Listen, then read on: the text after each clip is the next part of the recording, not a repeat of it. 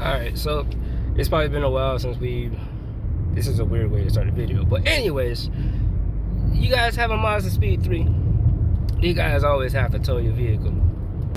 We're on the tow truck again. If you can see ahead of you guys, that's Zamora, the Speed 3. You know, we've been doing projects for the past few months. I haven't done videos on them. I should have.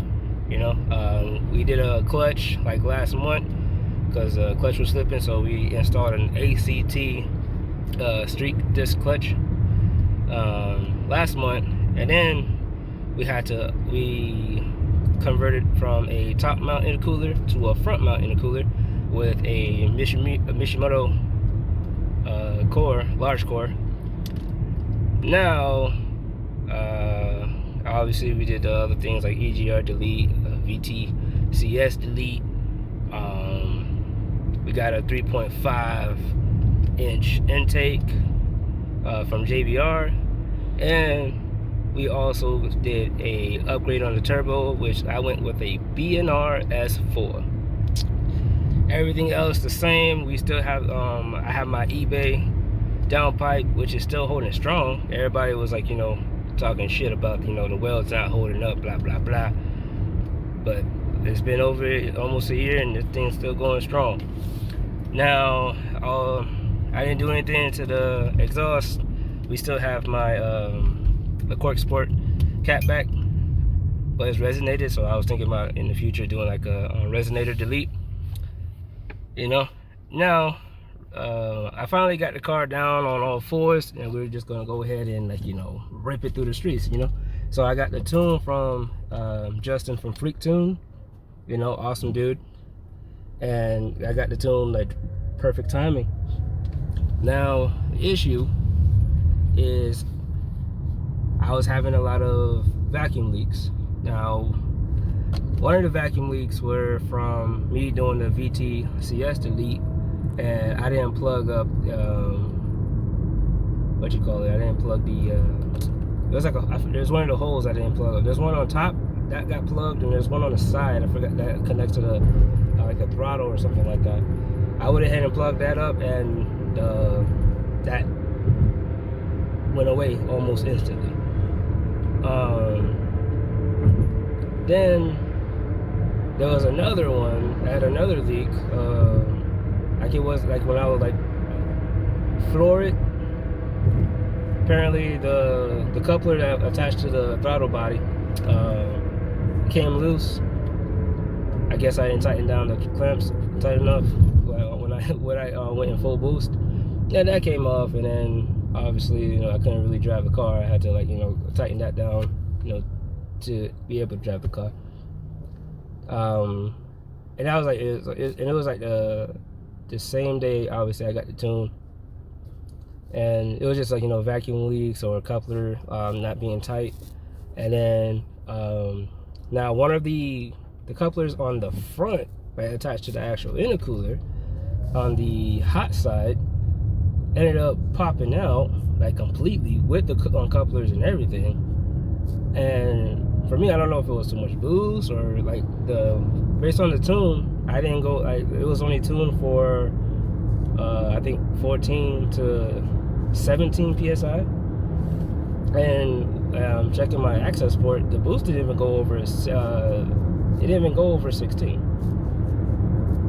So I don't know what happened with that one, and everything was tied, completely tight. So I ended up getting exhaust pipes from Advanced Auto Parts, and like the little connectors, like the 2.5 inch connectors, and I put those on, and that worked out perfectly fine. There was no lagging or anything. Everything was tight, nothing moved. So that was a quick, easy fix, and it was cheap too. Like instead of waiting another week and paying $30 for one pipe or whatnot, so I just got connectors on both sides, just so they could be the same. I didn't want to do no mismatch. Now, so I'm like, okay, so now I'm driving the car, and now I hit boost, and but for some reason it will bug out in like third gear or whatnot, like when I actually hit boost. And I might understand exactly what it was. Hopefully you guys can hear me, because it would suck if I could repeat this all over again. But now I'm trying to figure out why the car isn't doing what it's doing, and then kind of find out I have a massive coolant leak now. Also, I had a rear main seal leak, but I was topping it off with oil. It was perfectly fine. But now I have a massive coolant leak. The coolant leak wasn't even from a hose itself. Like if it was like, it wasn't the rubber hose. It was that metal one that like the T, like the coolant, the hard line. I don't know what you call it. But it's the one that sits over the transmission. So that happened. But the weird thing about it is, when I was still putting coolant in, it was perfectly fine. It will hold it, you know, for a decent amount of time, and I'll drive it, and then it'll, like, you know, you'll start seeing the car overheat a little bit. I'll pull over, add coolant, and we're fine. Because the plan was, I was the day after work, I was gonna go ahead and get some JB Seal and go ahead and like take the part out itself. Instead of getting a whole new one, just take the part out itself, find a crack, and seal it. That was the plan anyways. And then, so what ended up happening is that didn't happen. Before I leave work, driving home, the car doesn't even overheat. Like the signal for it doesn't even come on. I'm driving, the tank is still full, like for the coolant, the reservoir is still full, which is, you know, everything's okay. Out of nowhere, you hear like a pop and then a rattle. Me thinking that, okay, it looks like another pipe came loose. No. So, but I couldn't pull where I was at. I couldn't pull over, so I just slowed down, and you know, obviously I was causing traffic. I was causing hella traffic.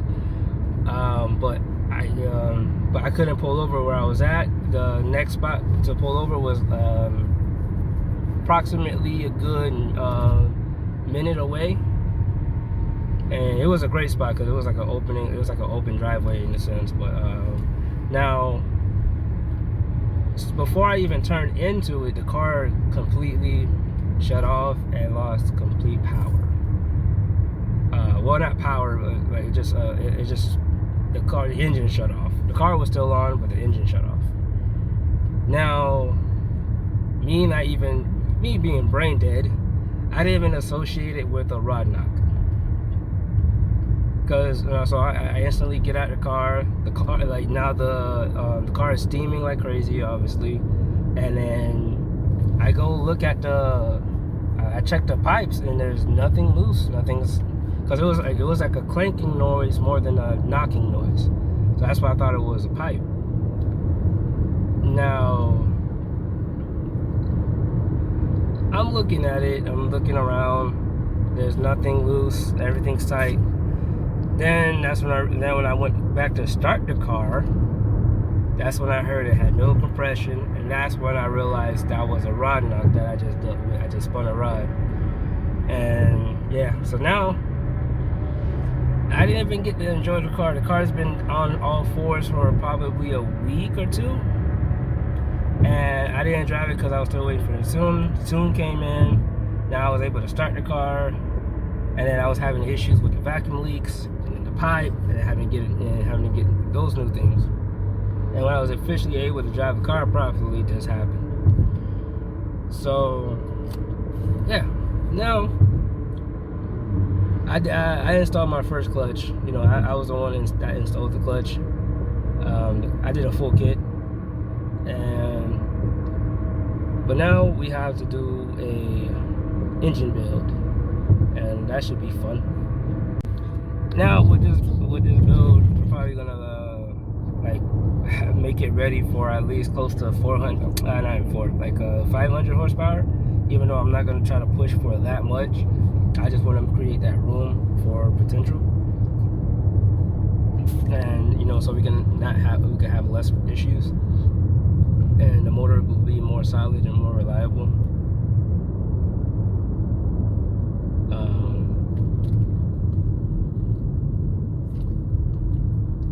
Yeah, solid and reliable. I don't know what the hell happened there. Because right now I'm pretty much set for with the setup I have right now. I'm good for like 350, 380, maybe close to 400. But I know I'm good between 350, 380. And if I do this engine build, we're definitely gonna go with a like a meth injection setup. You know, so we can definitely be pushing. I want to be pushing over 400. My overall goal is like 420. No reason. That was just a random number, and I think like 420, between 420 and 450. I believe that would be a fun daily, or just a fun weekend car, I should say. Yeah. So if you guys have any tips or any, you know, opinions, you know, on which route I should go, you know, or if you guys had to rebuild an engine and, you know, the issues that you dealt with, because I know this is going to be sitting for a while, because I'm like, you know, with a full-time job and kids, this car's going to be sitting for some time. But as soon as I get it into the garage and grab that engine, like an engine hoist, I can't remember the other thing that actually holds it. I think it's a, dang, I really can't think about it. But you can grab those two things. Sometimes they have deals on both. But we're gonna grab those two things, and right there and then, like, I'm gonna go ahead and just have it ready to get pulled. Yeah. So in the meantime, what I'd probably just do is just go ahead and start removing the items that I know I have to remove, just so everything is already ready to just get yanked out. It's just a matter of, you know, putting the car up on just on stands, putting it high enough, and pulling the motor. But, so we're gonna go ahead and end the video here. Almost to the house. Now I should definitely do more videos. I mean, I don't see why not, but I'm gonna definitely try to do more videos, and, you know, trial and error type stuff, because, you know, like I said, like, to this day, I don't know what I'm doing. I just try. And I did learn a lot with this car, and with this car being like a ticking bomb, me taking that risk was, you know, huge for me anyways. So definitely will try to make more videos, and we'll see if I can. I will make parts that like, I won't split up the parts of the videos for the engine build, because I think that's annoying. I'll, like, you know, I'll chop it up but put it all together in one video.